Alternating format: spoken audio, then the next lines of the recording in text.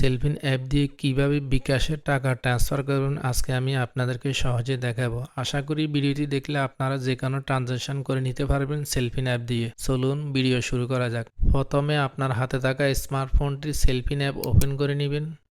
তারপর এখানে পিন নাম্বারটা লিখবেন। পিন নাম্বার লেখার পরে এখানে লগ ইনে ক্লিক করে নেবেন। তারপর এখান থেকে ফান্ড ট্রান্সফার এখানে ক্লিক করে নেবেন।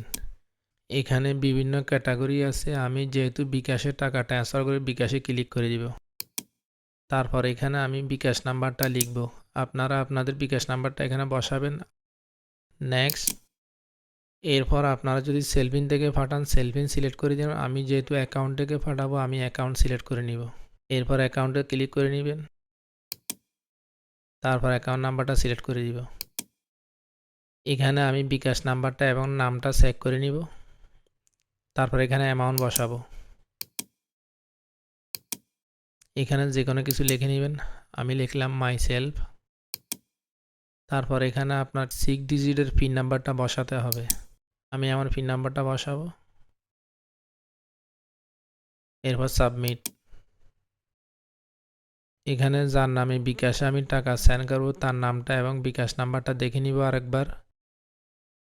এরপর কনফার্ম। এখানে আপনার মোবাইলে একটা ওটিপি আসবে ওয়ান টাইম, এই ওটিপিটা এখানে বসাতে হবে। আমি আমার মোবাইলের ওটিপি নাম্বারটা এখানে বসাবো। তারপর কনফার্ম।